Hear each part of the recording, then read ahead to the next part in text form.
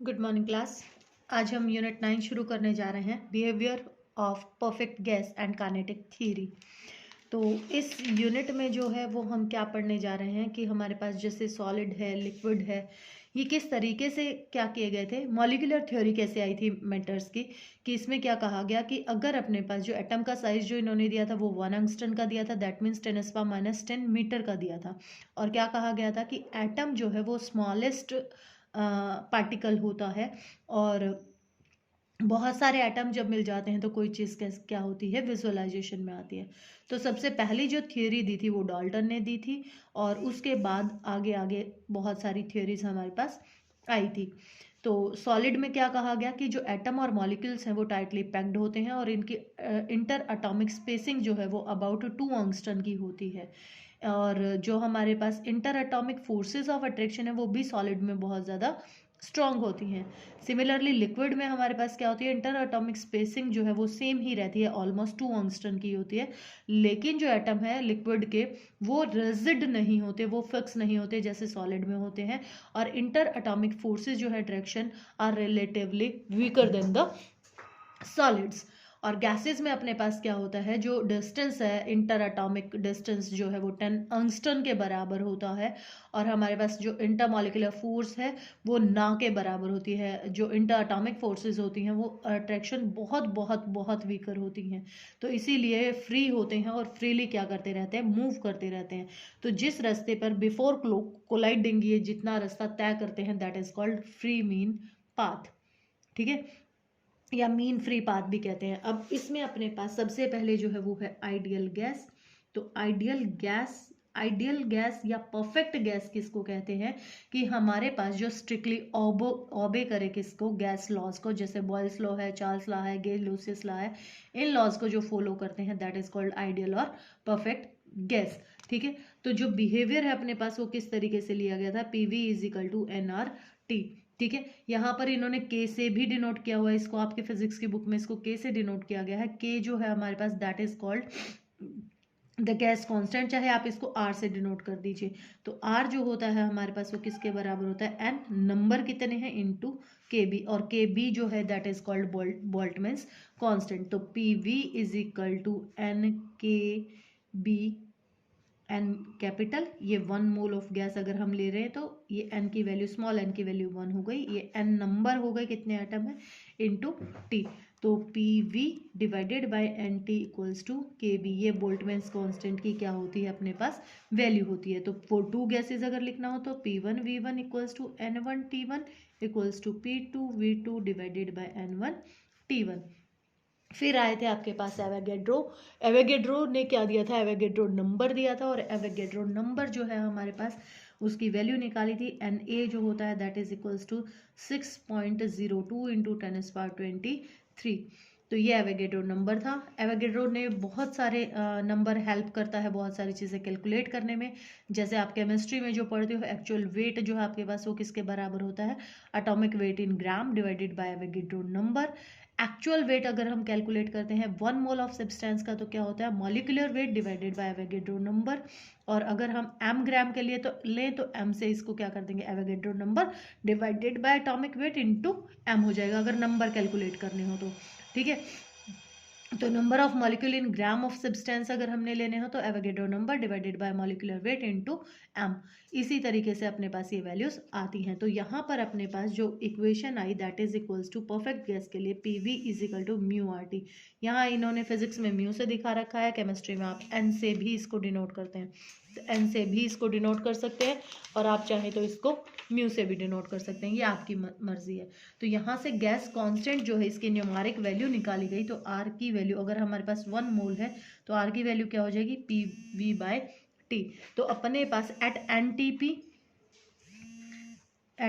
P हमारे पास जो वैल्यू है वो एट एन टी पी हमारे पास वैल्यूज क्या हो जाएंगी, कि हमारे पास एट नॉर्मल टेम्परेचर प्रेशर तो वी की वैल्यू हमारे पास होती है 22.4 लीटर के बराबर। इसको चेंज कर लें तो 22.4 इंटू 10⁻³ मीटर क्यूब।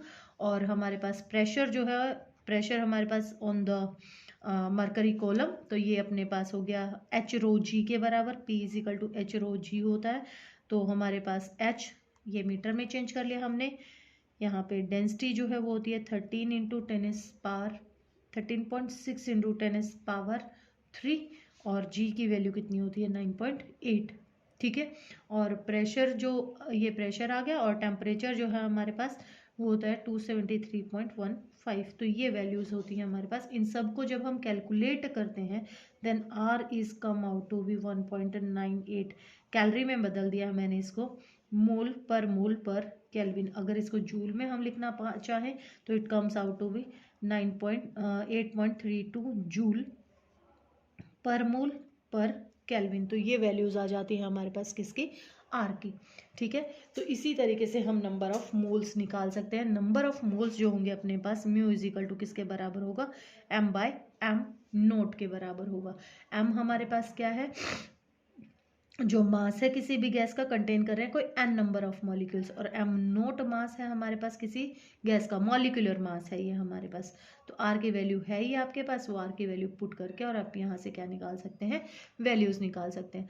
अब अपने पास अगर हम वैल्यू निकालते हैं, अब देखो जैसे हमने r निकाला तो r किसके बराबर आया, PV equals to PV divided by mu T. ठीक है, n नंबर ऑफ मोल्स अगर अपने पास है तो ये किसके बराबर है, कांस्टेंट के बराबर है। तो यानी कि ये भी अगर टेम्परेचर कांस्टेंट कर दिया जाए, इफ टेम्परेचर इज कांस्टेंट, तो r इज इक्वल टू किसके बराबर, PV इक्वल्स टू किसके बराबर हो गया, कांस्टेंट के बराबर हो गया, राइट। तो दैट मीन्स ये जो है अपने पास, when temperature of a given mass of a gas is kept constant, it's pressure varies inversely to the volume. और ये हमारे पास ये जो लॉ था, ये लॉ क्या था, ये फेमस बॉयल्स लॉ था हमारे पास। ठीक है, ये बॉयल्स ने कहा था कि अगर हमारे पास क्या है कि टेम्परेचर कांस्टेंट कर दिया जाता है अगर किसी का, तो हमारे पास जो प्रेशर है वो इन्वर्सली प्रोपोर्शनल होगा किसके, वॉल्यूम के। यहाँ से लिख सकते हो ना, that P is inversely proportional to V। तो हमारे पास ये जो था ये क्या है, बॉयल्स लॉ है। अब अगर मैं चाहूँ तो अगर मैं अब यहाँ पर क्या कह दूँ, इसी इक्वेशन के लिए अगर मैं म्यू और P को कांस्टेंट कर दूं तो हमारे पास वॉल्यूम जो है वो टेम्परेचर के डायरेक्टली प्रोपोर्शनल होगा, और ये हमारे पास क्या कहलाता है, चार्ल्स लॉ कहलाता है। ठीक है, ये फेमस चार्ल्स लॉ था हमारा, कि हमारे पास अगर हम क्या करें, ये वैल्यू थी ना अपने पास, PV इज इक्वल टू किसके बराबर था अपने पास, म्यू आर टी के बराबर था। ठीक है, तो यहाँ से r की वैल्यू निकाली थी हमने, r is equal to PV by mu T. अब यहाँ पर मैं क्या कर रही हूँ, कांस्टेंट कर रही हूँ किसको, P और इसको। तो P by T equals to क्या आ गया अपने पास, कांस्टेंट, और V is directly proportional to किसके बराबर आ गया, T के। तो ये चार्ल्स लॉ कहलाता है। अगर हम क्या कहें कि हमने बहुत सारे जो गैसेस हैं, डिफरेंट गैसेस जो है अपने पास, उन having the different number of moles, अगर उनको इकट्ठा कर दें और प्रेशर और टेम्परेचर उनका एक रखें हम, प्रेशर और वॉल्यूम और टेम्परेचर सब एक जैसा रखें, तो μ1 plus μ2 plus up to μn, कोई n गैसेस हमने मिलाई, इनटू RT। तो P की वैल्यू हम यहाँ से निकाल सकते हैं, μRT by V plus μRT by V up to so on.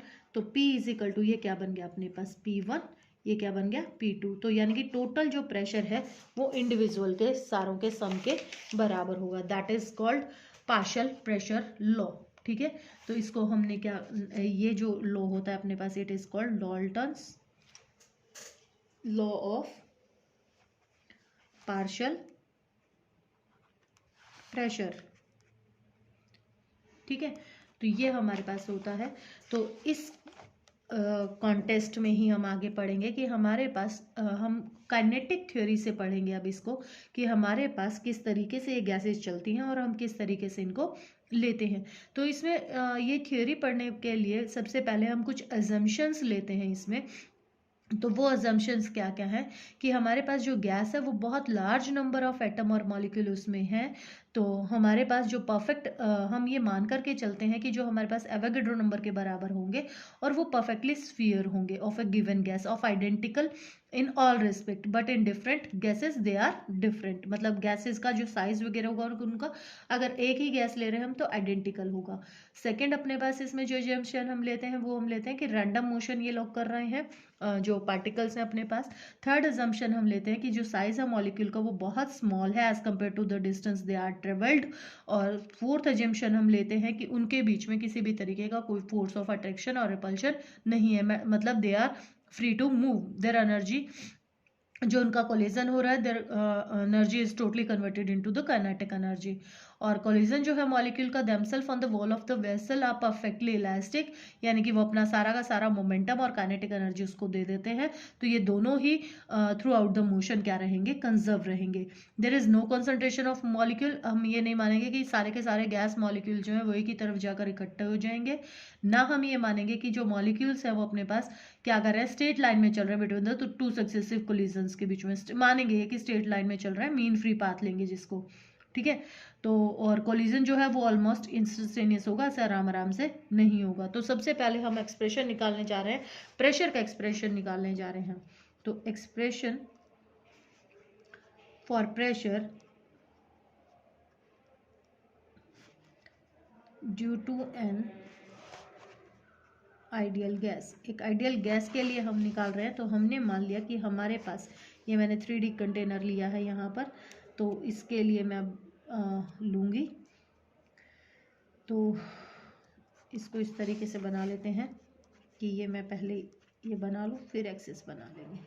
ये हो गया अपने पास, तो ये Z, ये X और ये हो गया अपने पास Y। तो X, Y और Z ये हमारे पास आ गए। अब मैंने माना कि मेरे पास यहाँ कोई मॉलिक्यूल था और वो जाकर इस वॉल पर टकराया और टकरा कर क्या हुआ, वापस आ गया। तो वेलोसिटी जो थी Vx थी, वापस आया तो कितनी हो जाएगी, -Vx। Vy और Vz की वैल्यू जो है वो 0 हो जाएगी। तो यहाँ से मैं क्या निकालना चाह रही हूँ, प्रेशर निकालना चाह रही हूँ। तो प्रेशर इक्वल्स टू क्या होता है, फोर्स बाय एरिया। तो फोर्स चाहिए, फोर्स के लिए according to Newton's second law dp/dt, तो यानी कि मेरे को क्या चाहिए, मोमेंटम चाहिए। तो पहले सबसे पहले मैं मोमेंटम निकालूँ। जाने का मोमेंटम ये हो गया, ठीक है। आने का मोमेंटम हमारे पास क्या हो गया, यही हो जाएगा माइनस ऑफ, ये तो क्या हो गया अपने पास बिफोर कोलिजन, और ये किसके बराबर हो गया, ये आफ्टर कोलिजन हो गया। अब अपने पास क्या चाहिए, अपने को चेंज चाहिए। चेंज कितना हो जाएगा अपने पास, क्या करते हैं, फाइनल में से इनिशियल माइनस कर देते हैं।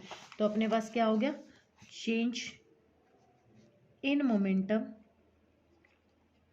किसके बराबर आ गया, -mvx, तो माइनस कॉमन ले लूँ, 2mvx। ये मोमेंटम आ गया अपने पास किसका, चेंज इन मोमेंटम।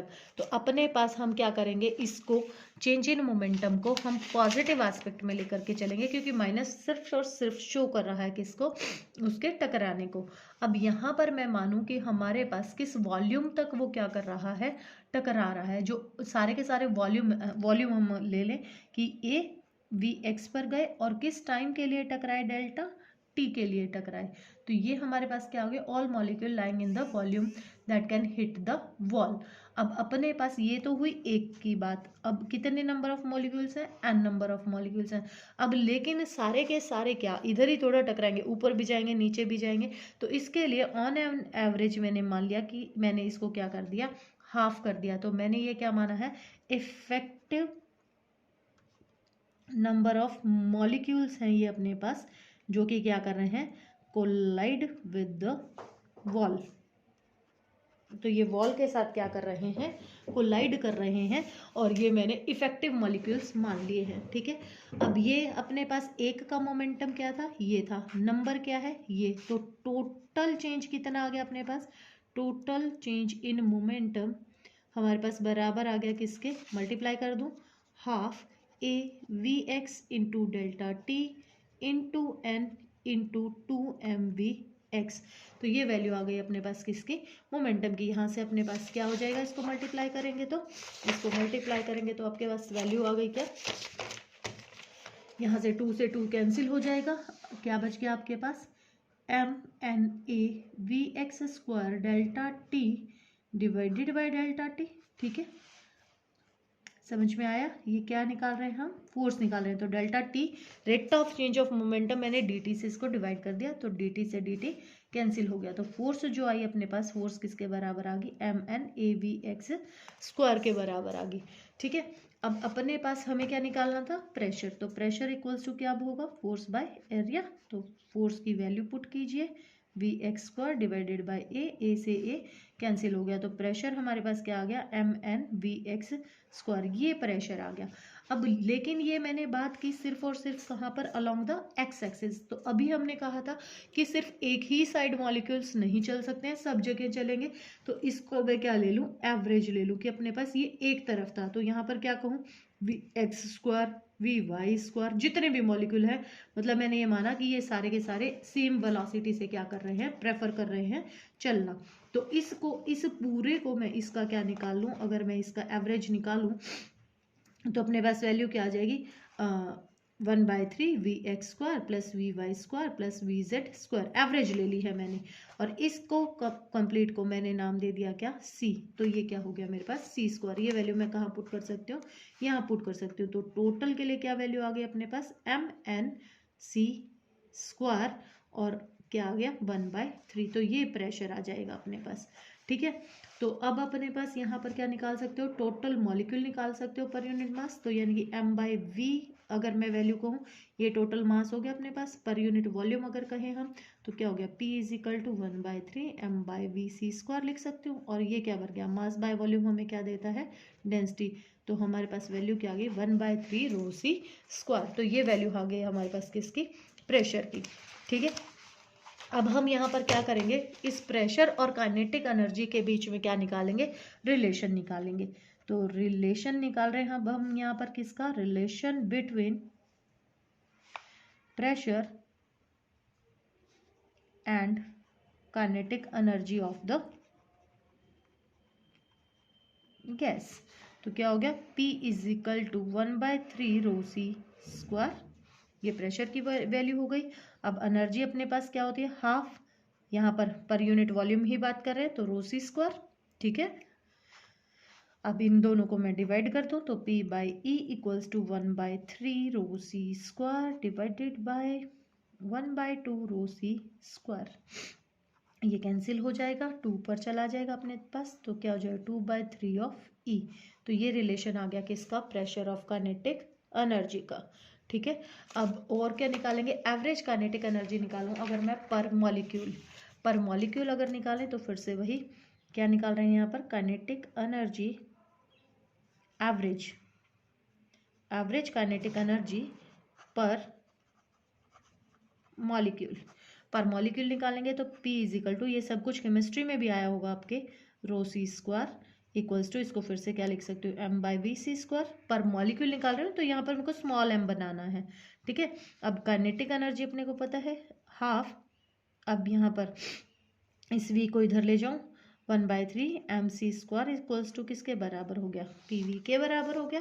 अब यहाँ पर वैल्यू पुट कीजिए, तो 1/3 mc² = किसके बराबर आ गया, pv = RT, 1 mole of gas के लिए अगर बात करूं तो, ठीक है। अब यहाँ पर मेरे को क्या चाहिए, हाफ mc² चाहिए, तो 2 से मल्टीप्लाई कर दूँ, 2 से डिवाइड कर दूँ, तो यहाँ पर क्या आ जाएगा, इस 3 को तो मैं ले जाऊँ यहाँ पर, ठीक है, दोनों साइड कर दूँ मैं यहाँ पर, तो 1/2 mc² = 3 इधर आ गया, 3/2 RT।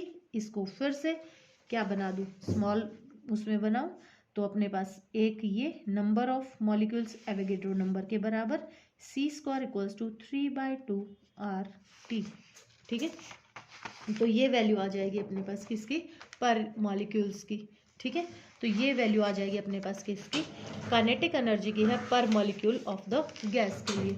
अब और क्या कर सकते हो, इसको बोल्ट्जमैन कांस्टेंट में कैसे कन्वर्ट कर सकते हो, इसको इधर ले जाऊं 3/2, यहाँ पर तो हो गया हाफ mc², और इसको यहाँ ले जाऊं तो R/NA × T। R/NA क्या होगा अपने पास, 3/2 kBT, और kB अपने पास क्या कहलाता है, बोल्ट्जमैन कांस्टेंट। तो ये हमारे पास क्या आ गई, एवरेज एनर्जी आ गई पर मॉलिक्यूल 3/2 kBT। तो ये वैल्यूज थी आपकी, इसके आगे का हम अगले वीडियो में करेंगे।